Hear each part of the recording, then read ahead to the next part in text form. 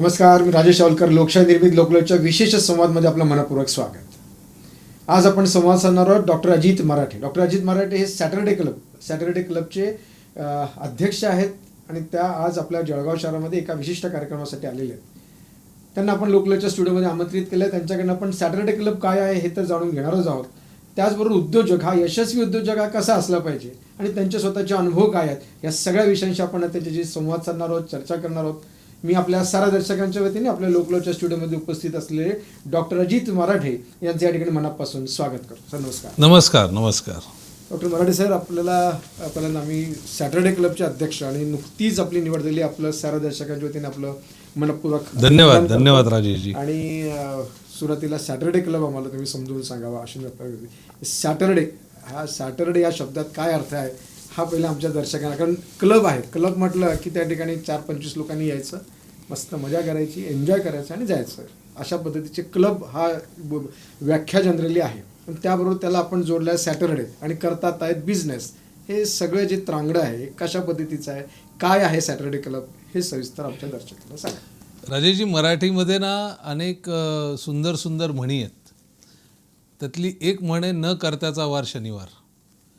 आणि एक्झॅक्टली न करत्याचा वार शनिवार या म्हणीवरती घाला घालणारा हा सॅटर्डे क्लब आहे.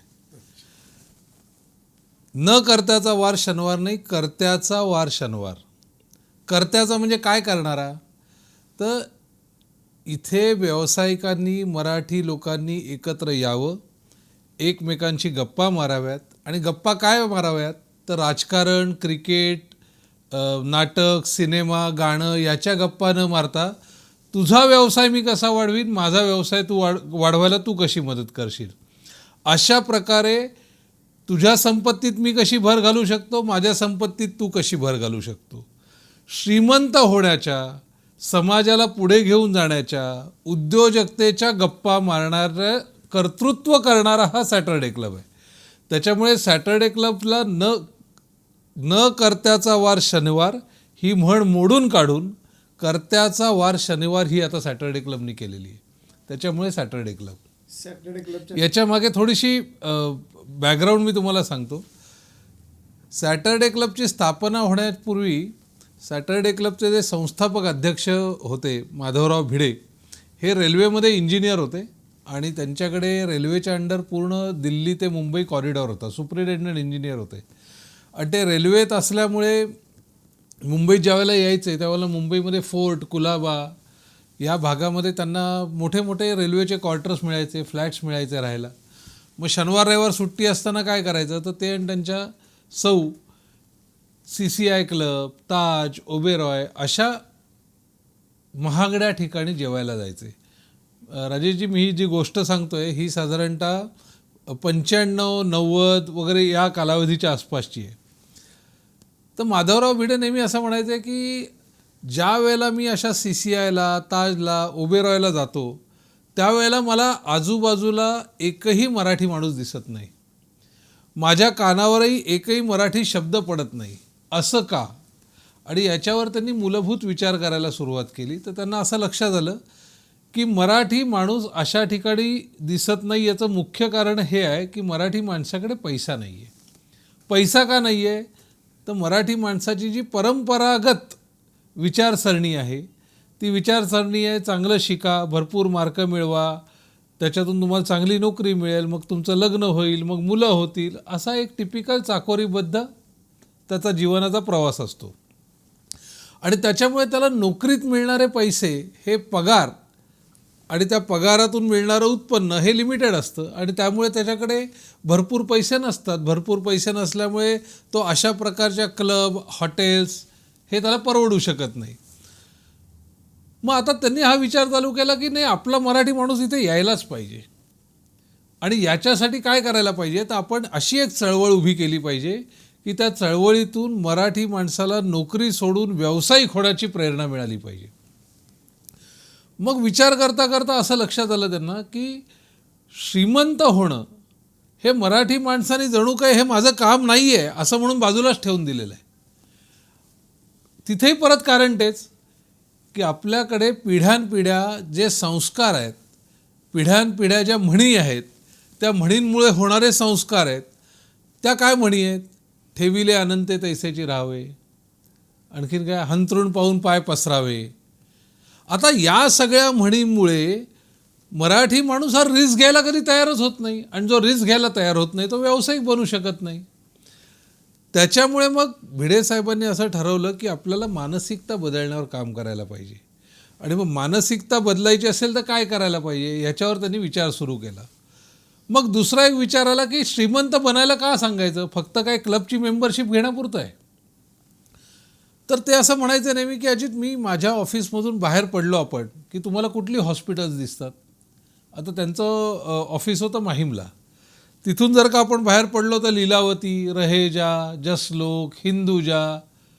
ते म्हणायचं, अरे मराठी माणसाच्या नावाचं एकही हॉस्पिटल का नाही? परत विषय तोच, पैसा नाही. पैसा का नाही? कारण तो नोकरी करतो. मग नोकरी करणाऱ्या माणसाची मनस्थिती बदलायची, मानसिकता बदलायची, तर असा काहीतरी त्याच्यावर आघात करायला पाहिजे. आणि तो त्यांना मिळाला या सॅटर्डे क्लब नावातून. न करत्याचा वार शनिवार नाही, करत्याचा वार शनिवार ठोकून काढूया तिथे पण. आणि ते मनावर असं बिंबवूया की शनिवारी, पूर्वी काय होतं ना राजेजी, शनिवारी हावडे असायचा. त्यामुळे नोकरदार माणूस काय करायचा, तो शनिवारी हावडेला आपल्या समवेत कुठेतरी नाटक, सिनेमा, गाणं किंवा काहीतरी फॅमिली गेट टुगेदर. हां, शनिवार म्हटलं की नाही वीकेंड म्हणून करायचं, पण हा एकदम उपक्रमच झाला होता. कारण नोकरी करणाऱ्या माणसाला ते 5 दिवस केल्यानंतर शनिवारी काय करायचं, नाच, गाणं, सिनेमा. भिडे साहेब म्हणायचे की शनिवारी एकत्र येऊन नाच, गाणं, सिनेमा, राजकारण, क्रिकेट या गप्पा मारायच्या नाहीत. तुझी संपत्ती कशी वाढवू, माझी संपत्ती कशी वाढवू. ते नेहमी असं उदाहरण द्यायचं की समजा एखादं गुजराती किंवा मारवाडी घर आहे, त्या घरामध्ये ज्यावेळेला 4 लोक एकत्र ब्रेकफास्टला एकत्र बसतात त्यावेळेला त्यांच्यात चर्चा काय असते माहिती आहे का? आजे क्या लेवानू, आजे क्या बेचवानू. आज कुठला शेअर घेऊ, आज कुठला विकू, आज तुझी संपत्ती कशी वाढेल, माझी संपत्ती काढेल. आणि हेच मराठी माणूस काय करतो, नाच, गाणं, सिनेमा, क्रिकेट, राजकारण. मग ही मानसिकता बदलायची असेल तर शनिवारी एकत्र येऊन कर्त्याचा वार शनिवार करूया. म्हणून पूर्वी सॅटर्डे क्लबच्या सगळ्या मिटिंग या शनिवारीच व्हायच्या. परंतु आता काय झालं, आता एवढा मोठा झाला आहे सॅटर्डे क्लब. आज जवळजवळ 200+ चॅप्टर आहेत. महाराष्ट्रातच नाही, महाराष्ट्राच्या बाहेर, भारताच्या बाहेर चॅप्टर्स आहेत. त्यामुळे मग प्रत्येकाने आपापल्या सोयीप्रमाणे एक दिवस निवडला आणि 15 दिवसातून एकदा तिथे मिटिंग होते. 15 दिवसांनी तुम्ही सगळे एकत्र? सगळे नाही, त्या चॅप्टरचे लोक, म्हणजे समजा हा जळगाव आहे, सॅटर्डे क्लबचे मेंबर्स त्या ठिकाणी सगळे एकत्र येतात. 15 दिवसानंतर तुम्ही एकत्र येतात. त्याला क्रायटेरिया कसा आहे की त्या ठिकाणी या संस्थेचं सभासद व्हायचं असेल तो व्यावसायिकच असला पाहिजे, कारण आता व्यवसायाच्या संदर्भातच आपण करतात, तर तो व्यावसायिकच असला पाहिजे की कसा असला पाहिजे की कोण असला पाहिजे? या संस्थेच्या मेंबर्समध्ये अनेक कॅटेगरीज आहेत. सगळ्यात पहिली गोष्ट, प्रायोरिटी त्याला आहे जो व्यवसाय करतो. मग तो छोटा मोठा काही असू दे, त्याला आपण घेतो, त्याला आपण नाही म्हणत नाही. पण काही लोक असे आहेत की जे म्हणत असतात की नाही, मला करायचा व्यवसाय, मी विचार करून ठेवला आहे, पण अजून ॲक्शन होत नाही आहे. तर आमचं असं मत आहे की तो अशा जेव्हा ग्रुपमध्ये येतो ना, तेव्हा असे सगळे उद्योजक आजूबाजूला बघतो, तो ॲक्शन घ्यायला प्रवृत्त होतो. त्यामुळे अशा लोकांनाही आपण घेतो. आणि काही ठराविक अशा मराठी चांगल्या, ज्याला आपण म्हणतो ना कॉर्पोरेटमध्ये काम करणारे, की ज्यांना एक ग्लोबल व्हिजन आहे, पण ते नोकरी करत आहेत, पण त्यांनाही आपण घेतो. कारण त्यांच्या अनुभवाचा फायदा सॅटर्डे क्लबच्या मेंबरना व्हावा. सो ही झाली एक कॅटेगरी. आता होतं काय ना, एका चॅप्टरमध्ये समजा आता जळगावमध्येच 3 चॅप्टर आहेत आपले, आणि त्या प्रत्येक चॅप्टरमध्ये ना वेगवेगळा व्यवसाय करणारे लोक आहेत. मी रिअल इस्टेटवाला आहे, समजा अभिजित आमचा कॉन्ट्रॅक्टिंगमध्ये आहे, कोणी फायनान्शियल प्लॅनर आहे, कोणी आणखीन ब्रँडमध्ये आहे, कोणी सोशल मीडियामध्ये आहे, कोणी मॅन्युफॅक्चरिंगमध्ये आहे, असं वेगवेगळे करणारे लोक आहेत.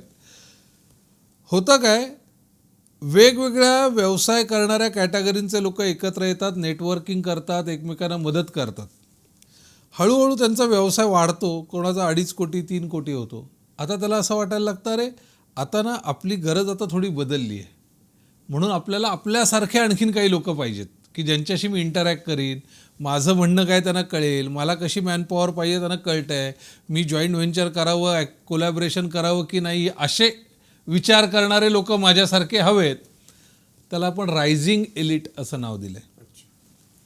मग आपल्याकडे 10 कोटी सर्व्हिस इंडस्ट्रीमध्ये आणि मॅन्युफॅक्चरिंगमध्ये 20 कोटीचा व्यवसाय करणार आहे. अशा सगळ्यांचे आपण काही चॅप्टर्स बनवले, त्याला एलिट चॅप्टर म्हटलं आहे आपण. याच्या व्यतिरिक्त आपण सुपर एलिट चॅप्टर्स तयार केलेत, म्हणजे 500 कोटीपेक्षा जास्त व्यवसाय करणारे मराठी उद्योजक आहेत आणि त्यांचे आपण क्लब बनवलेत. म्हणजे एक असतो नॉर्मल मेंबर, एक आहे ज्याला उद्योग करायचा आहे, सुरू करायचा आहे, तोही नॉर्मल मेंबरच होतो. एखादा चांगला कॉर्पोरेटमध्ये काम करणारा आहे, नोकरी करतो, पण त्याला तोही नॉर्मल मेंबर होतो. पण त्याच्या व्यतिरिक्त rising elite, elite, super elite, याच्या व्यतिरिक्त महिला उद्योजकांसाठी पण वेगळे चॅप्टर्स आहेत. सो अशा वेगवेगळ्या कॅटेगरीमध्ये त्या त्या उद्योजकाला त्यावेळेची जी गरज त्याची पूर्ण करेल अशा प्रकारचा एक पियर ग्रुप मिळणं, मित्र मिळणं, याच्यासाठी हे सगळे ग्रुप सगळ्या पियर ग्रुप मित्र मिळून तुम्ही दर 15 दिवसांनी एकत्र आल्यानंतर कशा पद्धतीच्या गप्पा, कशी तुमची रचना असते मीटिंगची? क्लबची मीटिंग म्हटली की ती जशी आम्ही रोटरीची मीटिंग असेल समजा, की लायन्स क्लबची मीटिंग असेल, तर ती एखादा व्यक्ती येणार, तो लेक्चर देणार, त्यांची माहिती देणार आणि सामाजिक कार्यामध्ये सहभाग होणार. तुमचा क्लब हा सामाजिक भान ठेवून सामाजिक कार्य करणार आहे की फक्त व्यवसायावरती बोलणार आहे, की कशा पद्धतीचा तुमची मीटिंगची रचना आहे? सगळ्यात पहिल्यांदा ना, हा तुमचा क्लब नाही आहे, हा आपला क्लब आहे. हा प्रत्येक मराठी माणसाचा क्लब आहे. आणि सॅटरडे क्लब ही एकच संस्था अशी आहे की जी बिझनेस नेटवर्किंग ऑर्गनायझेशन आहे, पण ती NGO आहे. बाकी सगळ्या संस्था ज्या आहेत ना, त्या प्रायव्हेट संस्था आहेत. पण ही पूर्णपणे मराठी समाजाला डेडिकेट केलेली अशी संस्था आहे. त्यामुळे ही आपली संस्था आहे सगळ्यांची. आता तुमचा जो प्रश्न होता की त्या मीटिंगमध्ये नक्की काय होतं, जशी तुम्ही रोटरीचा उल्लेख केला, ते एक स्ट्रक्चर आहे प्रत्येकाच्या मीटिंगचं, तसं या सॅटरडे क्लबच्या मीटिंगचं स्ट्रक्चरही ठरलेलं आहे. सगळ्यात पहिली गोष्ट म्हणजे ही मीटिंग सकाळी 8 वाजता होते.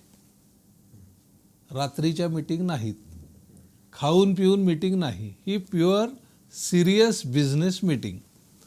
या मीटिंगला लोकांना आपण 7:30 वाजता बोलवतो. तो 7:30 ते 8 जो पहिला अर्धा तास आहे, त्याला आम्ही ओपन नेटवर्किंग म्हणतो. म्हणजे ज्या वेळेला लोकांनी यावं, काही व्हिजिटर नवखे लोक आलेले असतात त्यांना भेटावं, आपसामध्ये भेटावं, काही चर्चा बाकी असेल ती करावी, काही फ्युचरचा प्लॅन असेल ते सो ज्याला आपण चहा पिता पिता इन्फॉर्मल गप्पा मारता मारता काही व्यवसाय होतोय का बघावं, असा पहिला एक अर्धा तास असतो. आणि त्याच्यानंतर 8 ते 9:30 किंवा 8 ते 9:45 एवढा 1.5 ते 2.25 तासाची फिक्स ठरलेली अजेंडाची मीटिंग असते. याच्यामध्ये सॅटरडे क्लबची AV दाखवली जाते, भिडे साहेबांबद्दल सांगितलं जातं, सॅटरडे क्लबचं ओव्हरऑल स्ट्रक्चर कसं आहे ते सांगितलं जातं. आणि ते सगळं झाल्यानंतर प्रत्येक सभासदाला त्याच्या व्यवसायाबद्दल बोलण्यासाठी 1 मिनिटाचा वेळ दिला जातो. आता तुम्ही म्हणाल 1 मिनटं काय आहे? पण मी तुम्हाला राजेशजी सांगतो, कित्येक लोकांना स्वतःचा व्यवसाय 1 मिनिटात मांडता येत नाही. कारण त्या 1 मिनिटामध्ये काय बोलायचं हे पण ठरवून दिलेलं आहे आपण. म्हणजे आपलं नाव, आपल्या कंपनीचं नाव, आपल्या व्यवसायाचं स्वरूप, आपल्याला काही अवॉर्ड मिळाले असतील किंवा असं काही विशिष्ट गोष्ट झाली असेल व्यवसायाबद्दल, तर ती आत्ता आपण कुठले प्रॉडक्ट किंवा सर्व्हिस फोकस करतो आहे त्याच्याबद्दल थोडं सांगावं, काही स्कीम असेल तर सांगावं आणि आपल्याला अपेक्षित असलेला संदर्भ मागावा, रेफरन्स मागावा. अशा प्रकारच्या त्या 1 मिनिटामध्ये प्रत्येकाने उभं राहून बोलायचं असतं. आणि बाजूला बसलेले सगळे मेंबर जे आहेत ते त्या 1 मिनिटामध्ये तो जो अपेक्षित संदर्भ मागतोय त्याच्या संदर्भी स्वतःकडे नोट करून घेतात. मग मीटिंगच्या पुढच्या टप्प्यामध्ये समजा सर तुम्हाला आता एक संदर्भ पाहिजे, मुंबईतला अमुक माणसाचा संदर्भ पाहिजे आणि मी त्याला ओळखतो, तर मी राजेशजींना सांगतो, राजेशजी हा जो तुम्हाला अमुक संदर्भ पाहिजे ह्यांना मी ओळखतो, मी तुम्हाला यांच्याकडे घेऊन जाईन किंवा मी तुम्हाला यांची अपॉइंटमेंट नक्की करून जाईन. सो हे जे संदर्भ दिले जातात हे वरवरच्या काही लीड्स नाही आहेत, हे प्रॉपर मला माहिती आहे, वैयक्तिक ओळखतो, माझ्या रेफरन्समधून आहे असं म्हटल्यानंतर बिझनेस होण्याची शक्यता वाढते, त्याच्याने नेटवर्किंग वाढतं. सो असं ते 1 मिनिटाचं प्रेझेंटेशन आणि रेफरलचा राऊंड असतो. त्याच्यानंतर 2 मेंबरना आपण 10 मिनिटं प्रेझेंटेशन करायला देतो. बिझनेसचंच फॉर्मॅट आहे या प्रत्येकाचा आणि या सगळ्याचं ट्रेनिंग दिलं जातं. कुठलीही गोष्ट तुम्ही मनाने करायची नाही. तुम्ही या इथे फक्त स्वतःला सरेंडर करा. आपल्याकडे सगळ्या सिस्टीम प्रोसेस आहेत, त्याच्यामधून तुम्ही जा. मी 100% सांगतो, तुमचा धंदा 5 पट नाही झाला तर मला सांगायचं. 10 मिनिटाचं प्रेझेंटेशन करायला 2 लोकांना वेळ दिला जातो. ते झाल्यानंतर समजा कोणी सॅटर्डे क्लबचे काही बाहेरून कार्यकर्ते आले, डिग्निटरीज आले, ते त्यांचं काही संवाद विषय मांडतात आणि त्याच्यानंतर सॅटर्डे क्लबची मीटिंग संपते राष्ट्रगीतानी. असा या 1.5 ते पावणे 2 तासाचा ठरलेला फॉर्मॅट आहे हा. तुम्ही जगभरात कुठेही गेलात सॅटर्डे क्लबच्या मीटिंगला तरी याच फॉर्मॅटने ही मीटिंग चालते. आणि मी देतात अशाही प्रकारचे की तुम्ही येणाऱ्या सुरुवातीला असते किंवा त्या दिवशी असलेल्या सगळ्या सभासदांना तुम्ही शपथ देता, शपथ घ्यायला लावतात. हो, रोज म्हणजे त्या मीटिंगच्या दिवशी प्रत्येक वेळेला घ्यायला लावते. ती शपथ अशी आहे की मी मराठी माणसाशी एकोप्याने वागेन, त्यांना त्यांच्या उद्योगात, व्यवसायात, व्यापार उद्यमात सर्वतोपरी सहाय्य करेन, मी मराठी माणसांचाच माल शक्यतो विकत घेईन, मी मूल्याधारित भांडवल वृद्धी करीन. अशा प्रकारचे वेगवेगळे सॅटर्डे क्लबच्या व्हॅल्यूज, सॅटर्डे क्लबचे संस्कार त्या प्रत्येक मेंबरपर्यंत जावेत अशा प्रकारची प्रतिज्ञा आपण त्यांना घ्यायला. तुकाराम महाराजांनी दिलेला जो अभंग आहे, जो मंत्र आहे, तोच तुम्ही बदलून टाकलाय. एकमेका सहाय्य करू अवघे होऊ श्रीमंत. श्रीमंत होणं हे गरजेचं आहे राजेशजी. याचं कारण असं आहे की श्रीमंत माणसाकडे कोणी वाकड्या नजरेने बघत नाही, ही फॅक्ट आहे. तसंच श्रीमंत देशाकडेही कोणी वाकड्या नजरेने बघत नाही. आज इस्रायलसारखा एवढासा छोटासा देश आहे, त्याच्याकडे कोणी वाकड्या नजरेने बघायला जात नाही. का माहिती आहे? कारण अमेरिकेमधली सगळी इकॉनॉमी, अमेरिकेतली सगळी आर्थिक सत्ता जूनच्या हातात आहे. मग आपल्याला असा समाज घडवायचा असेल तर श्रीमंत होणं गरजेचं आहे. नुसतं ज्ञानी असून चालणार नाही. आणि म्हणून भिडेसाहेब नेहमी असं म्हणायचे की मराठी माणसांनी नेहमी सरस्वतीची उपासना केली, लक्ष्मीकडे दुर्लक्ष केलं. आता आपल्याला सरस्वतीच्या उपासनेबरोबरच लक्ष्मीचीही उपासना करायची. सरस्वती आणि लक्ष्मी एका वेळेला हातात हात घेऊन चालल्या पाहिजेत, तर समाजाचं भलं होईल. संस्थेचे जे सगळे सभासद आहेत ते एका कॅटेगरीचे अनेक असू शकतात. तर इंटरनल स्पर्धा होणार याच्यामुळे एखादा रेफरन्स एखाद्याने मागितला तोच त्या ठिकाणी 2 जण देणारे असतील तर माशाळला ती कॉम्पिटिशन, एकमेकांमध्ये वाद होण्याचे चान्सेस वाटत नाहीत. सगळ्यात पहिली गोष्ट अशी आहे की समाजातही कॉम्पिटिशन आहे ना. तिथे आपल्या समोर तिथेच असंच आहे ना. जर आपलं प्रॉडक्ट, आपली सर्व्हिस, आपलं त्या उद्योग व्यवसायाबद्दल असलेलं प्रेम हे सगळं स्ट्रॉंग असेल, पॅशनेट असू आपण त्या सगळ्याबद्दल, आपण कॉम्पिटिटिव्ह असू, तर आपल्याला व्यवसाय मिळतोच. हा एक भाग. दुसरा भाग, आपण मराठी उद्योजकांमध्ये अशी मानसिकता तयार करतोय की तुम्ही एकमेकांचे कॉम्पिटिटर नाही, तुम्ही एकमेकांना कॉम्प्लिमेंटरी आहात.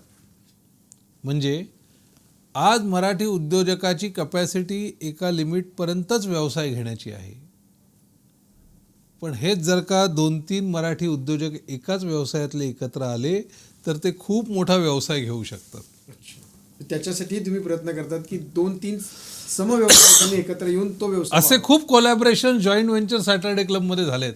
म्हणजे राजेशजी, मी तुम्हाला सांगतो, गेल्या फक्त एप्रिलपासून आत्तापर्यंत 867 कोटीचा व्यवसाय सॅटर्डे क्लबच्या मेंबर्समध्ये, आपसामध्ये झाला आहे.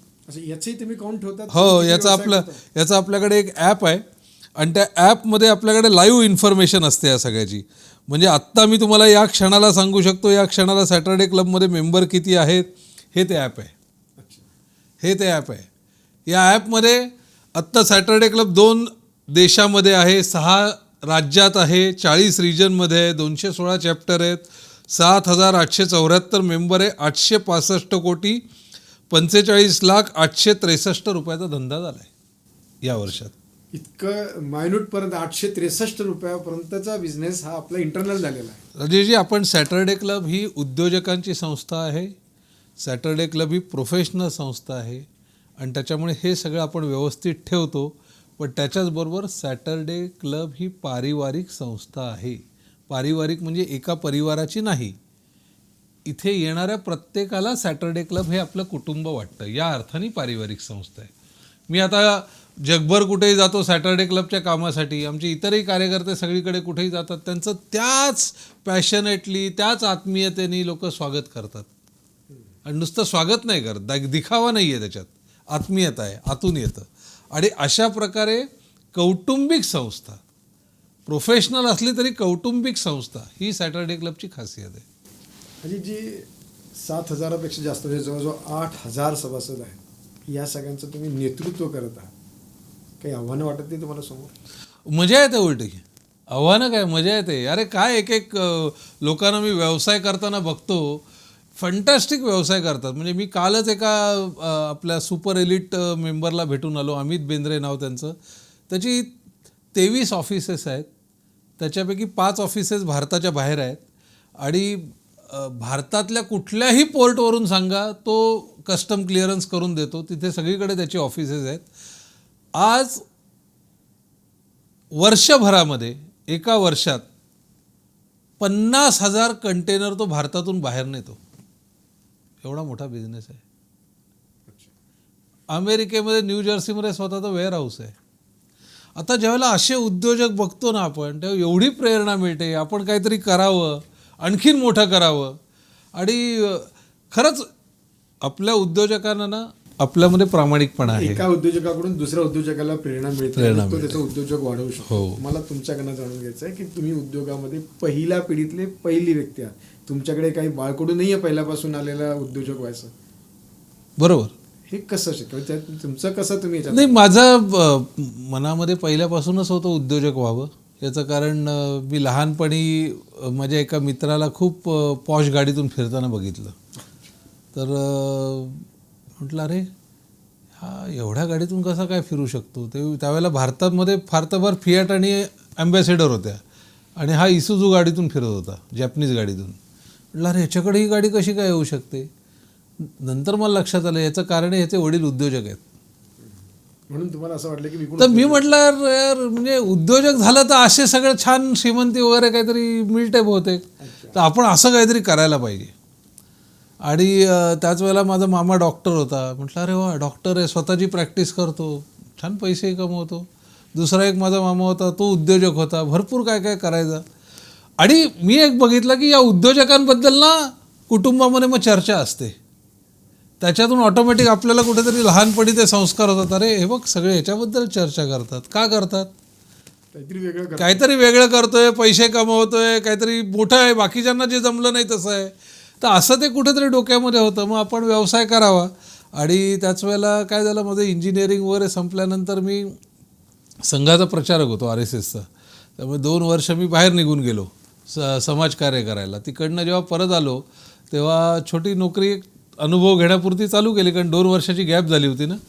आणि तेवढ्यात माझा लहानपणीचा मित्र राजेंद्र सावंत, जो हा इसूझू गाडीतून फिरत होता एकेकाळी, तर तोच मला भेटला. त्याचं काहीतरी घरी काही इश्यूज झाले होते, त्यामुळे तो म्हणाला अरे अजित, मी ते घरचं सगळं आता सोडून नवीन काहीतरी करायचा विचार चालला आहे, आपण का नाही एकत्र करूया, आम्ही व्यवसाय चालू करा. आणि व्यवसायात काय असतं माहिती आहे, तुम्हाला पहिल्या पिढीतला व्यावसायिक असताना ना कोणतरी असा लागतो बरोबर, जो मोठी विजन देईल, काहीतरी छान सांगेल. भले त्यातल्या काही गोष्टी बरोबर येतील, काही चुकतील, पण असा कोणतरी बरोबर असेल तर तुम्ही पटकन व्यवसायामध्ये यायला तयार होता. तसं माझ्या बाबतीत झालं. आणि त्यामुळे मी 95 साली मग व्यवसाय चालू केला. व्यवसायात तुम्ही पहिले सुरुवातीपासून रिअल इस्टेटमध्ये आहात की तुमचा सुरुवातीला आम्ही छोटे छोटे इंटिरियर्सची कामं केली, कारण पैसा नव्हता ना. रिअल इस्टेटला बिल्डर डेव्हलपर व्हायला कॅपिटल लागतं. तर झालं असं की राजेंद्रला याच व्यवसायातला अनुभव होता, त्याचे वडीलही याच व्यवसायात होते. त्याच्यामुळे तो म्हणाला अरे अजित, आपल्याला करायचं तर हेच करायचं, पण हेच करायला पैसे कुठे आहेत. मग आम्ही सुरुवातीला थोडे थोडे पैसे काढून 25,000 रुपये काढून आम्ही व्यवसाय चालू केला. मग इंटिरियरची कामं मिळत गेली, थोडे पैसे यायला लागले. असं करता करता मग नेरळला एक जागा आली माझ्या मावशीची.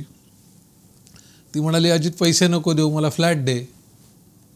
म्हटलं चांगलं आहे, पैसे न देता जर का आपल्याला बिल्डिंग डेव्हलप करायला मिळत असेल. आणि राजेंद्रलाही अनुभव होता, मलाही अनुभव येत गेला. असं करून आम्ही बिल्डिंग बांधायला सुरुवात केली. मग 1, 2, 3, 4, 5 असं ते होत गेलं. फॉर्म्युला एकदा तुम्हाला तो कळला काय करायचं आहे. आणि मग 2000 पासून आम्ही मग मुंबईत रिडेव्हलपमेंट चालू केल्या. मग त्या स्लम रिडेव्हलपमेंट होत्या. मग मालाडला केलं, जोगेश्वरीत केलं, कांदिवलीला केलं, मुलुंडला केलं, महालक्ष्मीला केलं, खूप प्रोजेक्ट केले. मुंबईच्या बाहेरही खूप प्रोजेक्ट केले. रत्नागिरीत केला, चिपळूणला केला, महाड, माणगाव, इकडे नाशिक असे प्रोजेक्ट केले. 20 लाख स्क्वेअर फीट कंप्लीट केलं आता. व्यवसायात सुरू करणं, व्यवसायाला ग्रोथ करणं, मोठं करणं आणि हे सगळं करत असताना गॉडफादरची आवश्यकता असते. तुम्हाला कोणी गॉडफादर? नाही, गॉडफादर असा कोणी नव्हता व्यवसायात, पण आमच्या दोघांची मैत्री हाच आमच्या दोघांसाठी गॉडफादर होता. याचं कारण काय आहे की ज्यावेळेला व्यवसायामध्ये काही अडचणी येतात ना, तेव्हा तुम्हाला असा कोणतरी लागतो मार्गदर्शन करायला. आणि आमची मैत्री एवढी स्ट्रॉंग होती की आम्ही बरेचसे प्रॉब्लेम हे चर्चा करून, आणखीन कोणाकडे तरी जाऊन शिकून हे आम्ही सॉल्व करत गेलो. एक तुम्हाला सांगतो, आम्हाला गॉडफादर कोणी नव्हता, पण आमची शिकण्याची जी प्रवृत्ती होती ना ती पहिल्यापासून होती. म्हणजे साधारणतः 98-99 पासून किंवा 2000 पासून साधारण आत्ता अगदी 2022-23 पर्यंत आम्ही दर 6 महिन्याला एक तरी कोर्स करत होतो, कुठला ना कुठला. मग तो स्पिरिच्युअल असेल, तो बिझनेस रिलेटेड असेल, काही असेल. म्हणजे आर्ट ऑफ लिव्हिंग तुम्ही सांगा, ते सगळे कोर्स केले मी.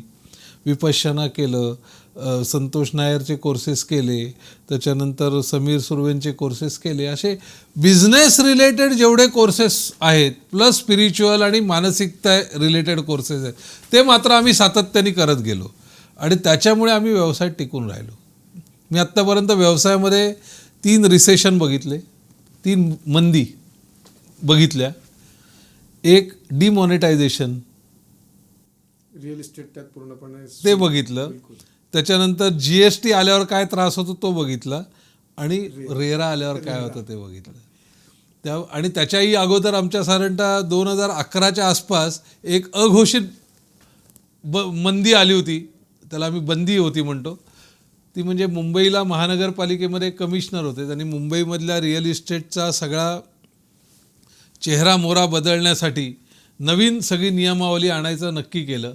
आणि त्यामुळे जवळजवळ 2 वर्ष सगळ्या परमिशन्स वगैरे सगळ्या बंद होत्या, काम थांबले, सगळी कामं थांबली होती.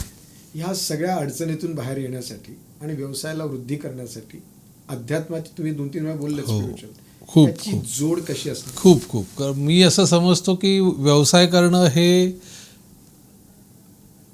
मानसिकतेचंच काम आहे फक्त.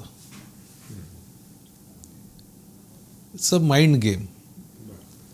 आणि माइंड गेम काय आहे, आपलं माइंड आहे ना हे इतकं विचित्र आहे आणि आजूबाजूच्या मीडियामुळे एवढा इन्फ्लुअन्स येत असतो त्या माइंडवर की बाय डिफॉल्ट आपण निगेटिव्ह विचार करायला सुरुवात करतो. हो ना, हे खरं आहे. त्यामुळे काही असं जरा जरी झालं की आपल्या डोक्यात निगेटिव्ह विचार चालू होतात. अशा वेळेला स्वतःला स्थिर ठेवणं, शांतपणे विचार करणं, इमोशन्स एकदम भावनिक न होता किंवा भावनात्मकरित्या विचार न करता नॉर्मल विचार करणं, बॅलन्स विचार करणं, सम्यक विचार करणं हे खूप आवश्यक आहे. आणि ते फक्त मेडिटेशननेच होऊ शकतं. सो तुम्ही जर का रोज मेडिटेशन करायची स्वतःला सवय लावलीत, ते मेडिटेशन अनेक प्रकारची असू शकतात. काही लोक नामस्मरण करतात, काही लोक कुठल्या गुरूंकडे जातात, काही एखाद्या मंदिरात जाऊन थोडा वेळ बसतात. मी म्हणतो सगळ्यात बेस्ट मेडिटेशन आहे ते म्हणजे एका जागी शांतपणे स्थिर बसा, जे डोक्यात विचार येतील ते ऑब्झर्व करत राहा, आले तसे ते विचार जातात, आपण आहोत तिथे असतो, काही फरक नाही पडत, जग चालू असतं. हे जेव्हा एकदा जाणीव होते ना की मी आहे नाही आहे तरी जग चालत राहिलं आहे, विचार आले गेले तरी हे मी आहे ते शांत आहे, काही फरक नाही पडत. असे ज्यावेळेला आपल्याला थोडं सवय प्रॅक्टिस करतो त्यावेळेला खरोखर जेव्हा एखादा प्रसंग येतो तेव्हाही आपण तसं वागायला लागतो. मग ज्यावेळेला त्याच वेळेला जर सुरुवात केली तर तो जास्त म्हणून अगोदरपासून. आणि मी म्हणतो तुमची चांगली स्थिती आहे ना तेव्हापासून स्वतःला मेडिटेशनची सवय लावा. कारण नंतर काय होतं, नंतर मग ते खूप विचार चालू होतात डोक्यात. आणि हे सगळं करण्यामागे ना मला अकोल्याचे डॉक्टर दीपक केळकर आहेत, हे सायकॅट्रिस्ट आहेत आणि मी त्यांना माझा गुरु मानतो या बाबतीतला. कारण personality development through self hypnotism याचे कोर्सेस ते घ्यायचे आणि आम्हाला ते कोर्सेस एवढे आवडले की मी जवळजवळ 1.5-2 वर्ष त्यांच्याबरोबर दर शनिवार रविवार ते कोर्स घ्यायला जायचो. सो त्याच्यामुळे मग मी हिप्नॉटिझम शिकलो. हां, मग मी लेक्चर्स घ्यायला शिकलो. मी स्ट्रेस मॅनेजमेंटवरती लेक्चर्स घेतो, मी पॉझिटिव्हिटीवरती लेक्चर्स घेतो. लेक्चर घेतो म्हणजे नुसतं घेत नाही, मी ते अप्लायही करतो. आणि मग मला नेहमी असं वाटतं की पुस्तकी ज्ञानापेक्षा तुम्ही जेव्हा इथून बोलता, स्वतःच्या अनुभवातून बोलता, धक्के खाल्लेले असतात ते त्यातून शिकून बोलता, ते लोकांना पटतं. मग त्याच्यामुळे अशा अनेक गोष्टी त्यांच्याकडून शिकलो मी आणि त्याचाही मला या सगळ्यात खूप फायदा आला. काय अच्छा, जसा फायदा याच्यातून झाला तुम्हाला या सगळ्याचा, सॅटरडे क्लबचा म्हणून तुम्हाला काय फायदा झाला वैयक्तिक तुमच्या व्यवसायासाठी? या सॅटर्डे क्लबच्या निमित्ताने ना भिडे साहेब मला म्हणाले की अरे अजित, आपल्याला जसे मराठी उद्योजकांना आपण एकत्र केलं ना, तसं मराठी डेव्हलपर्सना एकत्र करायला पाहिजे आपण, तर तू कामाला लाग. तर म्हटलं ठीक आहे. मी सुरू केलं. मला तर काय कोण त्यावेळेला माहीत नव्हते, 2009-10च्या दरम्यानची गोष्ट आहे. मला तर काय फार डेव्हलपर माहीतही नव्हते. मग माझ्या सेक्रेटरीला सांगितलं, तिने सगळे जाऊन शोधून काढले इंटरनेटवर वगैरे वगैरे, आणि आम्ही एक पहिली मीटिंग घेतली मराठी डेव्हलपर्सची. आणि त्या मीटिंगमध्ये माझी हावरे सरांची ओळख झाली बरं का, पहिल्यांदी. आणि तिथपासून आज आमचं नातं एवढं आहे की ते मला मोठ्या भावासारखे आहेत. काही अडलं तर मी आता त्यांना जातो, त्यांना विचारतो, त्यांच्याशी बोलतो, मला एकदम रिलॅक्स वाटतं.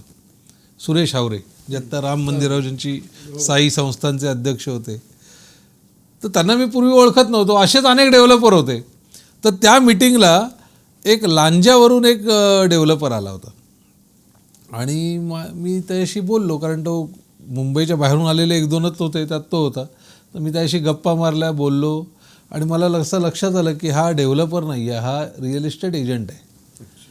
तर मी त्याला म्हटलं तू कोणाचे प्रोजेक्ट मार्केट करतो? मग तो मला म्हणाला रत्नागिरीमध्ये अमुक एक डेव्हलपर आहेत, त्यांचे मी प्रोजेक्ट मार्केटिंग करतो. म्हटलं ठीक आहे, काय लागलं तर सांग. मग तो घरी गेला आणि 2 दिवसांनी मला फोन केला, सर असं आहे, त्या दिवशी मी बोलू शकलो नाही, पण आमचे डेव्हलपर आहेत, त्यांना जरा काही अडचण आली आहे, त्यांनी बँकेचं लोन घेतलं आहे, त्यांनी एवढं सगळं कन्स्ट्रक्शन करून ठेवलं आहे आणि आता ते लोन NPA झालं आहे, तर तुम्ही आम्हाला काय मदत कराल? म्हटलं आपण एक काम करूया, तुला NPA कशामुळे झालं? काम तर केलंस तू, NPA झालं कारण विकलं नाही गेलं. बंगले बांधले होते त्यांनी, 60 बंगले आणि जवळजवळ 40 फ्लॅटची स्कीम होती. म्हटलं ठीक आहे, आपण तुला विकायला मदत करतो मी. म्हटलं एकच काम करते, सगळं घेऊन ये, आपण स्टडी करूया, बँकेशी पण बोलूया, थोडा टाईम द्या म्हणून, आणि जाहिरात देऊया आपण. आम्ही आमचं नाव लावतो त्याला, मार्केटेड बाय निर्माण म्हणून. आणि तो आला 2-3 दिवसांनी. मग त्यांनी ते सगळं केलं, आम्ही सगळं स्ट्रक्चर केलं, 1-2-3 महिन्यात सगळी स्कीम तयार केली. आणि त्यावेळेला आमचा या लोकसत्ता, महाराष्ट्र टाईम्स या मोठ्या पेपरबरोबर टायअप होता आणि आम्ही 2 जाहिराती फक्त महाराष्ट्र टाईम्सला आणि लोकसत्ताला दिल्या, फुल पेज जाहिरात रत्नागिरीच्या. यांचे 60ही बंगले विकले गेले. क्या बात. आणि प्रत्येक बंगल्यामागे आम्हालाही 1 लाख रुपये मिळाले. सॅटरडे क्लबच्या माध्यमातून आपण जसा व्यावसायिक व्हावा, व्यवसाय वाढावा यासाठी प्रेरित करत असतात, प्रेरणा देत असतात, तशी नोकरी करण्याची आवश्यकता नसते का? कारण सगळेच जर कधी व्यापारी, सगळेच जर व्यावसायिक झाले तर नोकरी करायची पण. अगदी खरं आहे, चांगले नोकरदारही लागतात ना. पण मी तुम्हाला सांगतो, ज्यावेळेला आपण प्रत्येकाला म्हणू ना तू नोकरी सोड व्यवसाय कर, नोकरी सोड व्यवसाय कर, तेव्हा 20% लोक करतील. अच्छा, तुमचं म्हणणं त्याच्यातून 20% कारण आपल्या एवढ्या वर्षाचा मनावरती बसलेला जो पगडा आहे तो एवढा सहजासहजी उतरणं कठीण आहे. हा एक भाग. दुसरा भाग, प्रत्येकाचा स्वभाव व्यवसाय करण्याचा नसतो. आज तुम्हाला मी सांगतो राजेशजी, आज तुम्ही टाटा, L&T किंवा अशा अनेक मोठ्या मोठ्या कंपन्या घ्या, यांच्या CEO, CFO या पदावरती कोण लोक आहेत? मी अनेकदा विचार करतो, अरे हा L&Tचा हा किंवा टाटाचा किंवा रिलायन्सचा हा बिझनेस एवढा मोठा करतो, स्वतःचा का नाही करू शकत? हा मग ते सोडून स्वतःचा व्यवसाय का नाही करत? परत विषय तोच, मानसिकता. सो त्यांची मानसिकता नोकरी करण्याची आहे, त्यांची मानसिकता एका सिक्युअर्ड एन्व्हायरमेंटमध्ये काम करण्याचीच आहे. सो आपण तसंच ठेवावं त्यांना. त्यामुळे आम्ही सांगत राहू प्रत्येकाने नोकरी सोडा आणि व्यवसाय करा, सगळ्यांनाच जमेल असं नाही. एवढ्या सगळ्या उद्योजकांना तुम्ही भेटत असतात. 8,000पेक्षा तुमचं टार्गेट 10,000पर्यंत आहे, जे तुमच्या सातत्याने. 10,000 तर आत्ता आहे, नोव्हेंबरपर्यंत. ह्या सगळ्यांना भेटत असताना प्रामुख्याने कोणते अडचणी या उद्योजकांना असतात? सगळ्यात मुख्य अडचण असते कॅपिटलची, पैसा. ती उपलब्ध करून देण्यासाठी सॅटर्डे क्लब कशी आता आपण काय करतो, आपण काही बँकांबरोबर टायअप केले आहेत, काही सरकारी योजना आहेत, त्याचे एक्सपर्ट्स आहेत, त्यांना आपण सांगितले उद्योजकांमध्ये जाऊन बोला. आपण स्वतःचा एक इक्विटी फंड आता तयार करतो आहे की जे चांगले उद्योग असतील, म्हणजे आपण शार्क टँक वगैरे जसं बघतो टी व्हीमध्ये, की एखादी आयडिया चांगली असेल, बिझनेस मॉडेल चांगलं असेल तर तिथे ते उद्योजक इन्व्हेस्ट करतात. अशा प्रकारे सॅटर्डे क्लबची एखादी कंपनी करावी आणि त्यात इन्व्हेस्ट करावं, अशा प्रकारचे विचार चाललेले आहेत. त्यामुळे भांडवल उभं करून देण्यासाठी काय काय करता येईल त्या सगळ्या गोष्टी कराव्यात. खूप खूप शुभेच्छा देत असताना मी पुन्हा परत येतो की या सगळ्या दर्शकांना, सर्वसामान्य नागरिकांना सॅटर्डे क्लबचे अध्यक्ष म्हणून तुम्ही काय संदेश द्याल? सॅटर्डे क्लबचा उद्देश मराठी समाजाला उद्योजकीय समाज म्हणून ओळख निर्माण करून देणं हा आहे. त्यामुळे प्रत्येकाने जेवढा लवकरात लवकर शक्य असेल तेवढ्या लवकर नोकरी सोडावी आणि व्यवसाय करावा. जो माणूस व्यवसाय करतो तोच श्रीमंत होतो आणि असा श्रीमंत समाज आपल्याला घडवायचा आहे. त्यामुळे आपण लवकरात लवकर आपल्या जवळच्या सॅटर्डे क्लबच्या पदाधिकाऱ्यांपर्यंत पोचा. सॅटर्डे क्लबची वेबसाईट बघा, सॅटर्डे क्लबचं सोशल मीडियाचे हँडल्स बघा, तुम्हाला तिथे सगळे डिटेल मिळतील आणि लवकरात लवकर सॅटर्डे क्लबचा सभासद व्हा.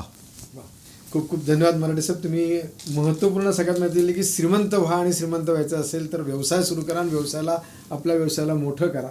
मी आपल्या साऱ्या दर्शकांच्या वतीने मराठे सरांचे या ठिकाणी मनापासून धन्यवाद व्यक्त करतो आणि थांबतो. मात्र आपण पाहत आहात लोकशाही निर्मित लोकलय तुमच्या मनात. नमस्कार.